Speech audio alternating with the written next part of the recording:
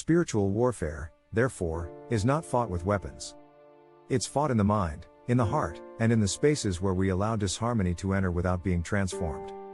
We walk through a world of constant noise and discord, absorbing the frantic, low-vibrational frequencies of stress, fear, and negativity.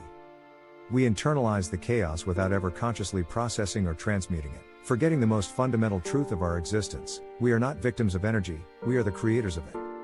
We were given the power, the divine blueprint, to turn this water into wine, to alchemize suffering into wisdom, trauma into gifts, and pain into purpose, but we simply forgot how to use it. The unseen battlefield, the war of self-rejection. This internal war is subtle, yet its effects are devastating. It's the constant voice of doubt that tells us we are not enough. It's the echo of old criticism that prevents us from taking a risk. It's the deep-seated feeling of unworthiness that makes us build walls instead of bridges. Every moment we spend lost in self-judgment, every act of self-sabotage, is a battle lost. This is the ultimate spiritual warfare because it is a direct rejection of the very spark of divinity that animates us. We are fighting against our own nature, pushing away the very love and grace that are our birthright. The war is a constant struggle to prove our worth when our worth has always been infinite, a futile attempt to earn the love we were born with. This internal conflict manifests as a closed heart, a hardened mind, and a constricted energetic field. When we are caught in this battle, we operate from a state of fear and scarcity. Our natural state of effortless flow is replaced by struggle and force. We feel heavy, burdened by the weight of unhealed pasts and a desperate need for external validation.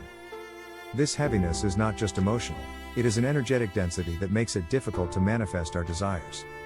We are trying to push our way through a world that responds to frequency, not force.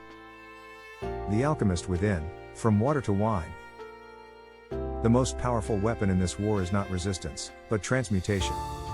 We are all alchemists at heart, born with the innate ability to transform low-vibrational energy into high-vibrational energy. Think of a lotus flower that grows from the mud, transforming the dirtiest environment into an object of pure beauty. We have that same power.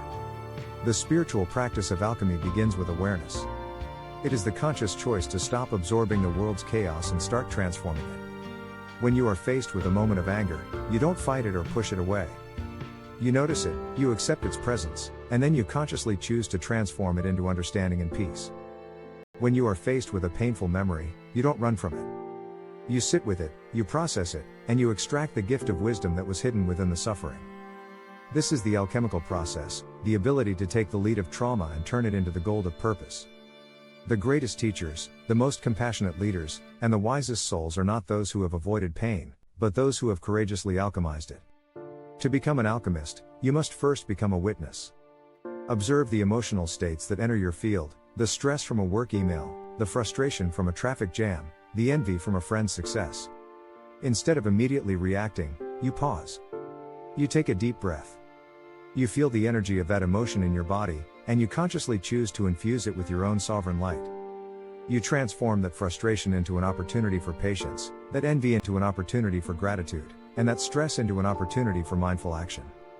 This is the practice of inner alchemy, and it is in these small, conscious acts that we reclaim our power.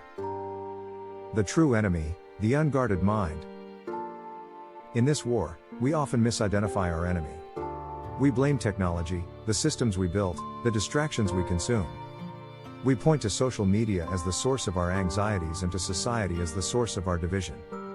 But technology is not the enemy. It is a neutral tool, a mirror that perfectly reflects the state of our collective consciousness. The true enemy is our unguarded mind. It's the inner state that allows us to absorb external chaos without a filter.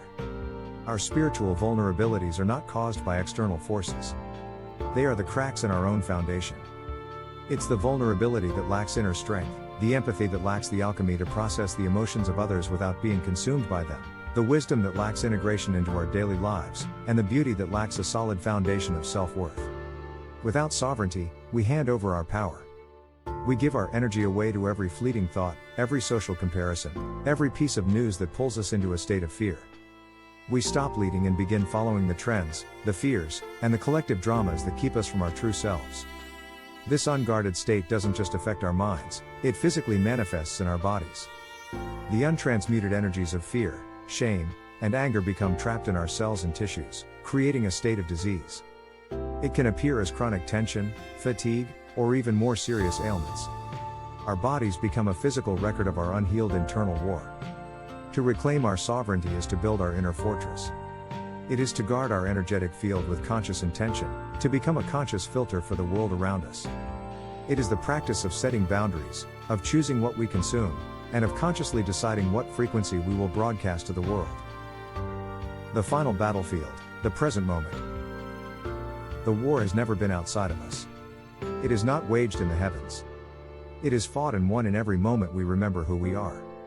The past is the battlefield of our unhealed wounds. The future is the anxiety of what might be. The present is the only space where creation lives. The moment you reclaim your divinity, you step out of the battlefield and into a state of creation. We do not fight, we transmute. We take the lower frequencies and transform them into higher ones. We do not resist, we alchemize. We surrender to the flow of life and find the wisdom in every experience. We do not fear, we remember. We remember our true nature as divine, creative beings of light and love. The true war is not won by defeating an enemy, it is won by dissolving the illusion of the enemy, both within and without. And when we do, the war is over. The external world may continue its dance of chaos and duality, but our inner world becomes a sanctuary of peace and creation. We find a profound sense of inner freedom, no longer weighed down by the constant struggle.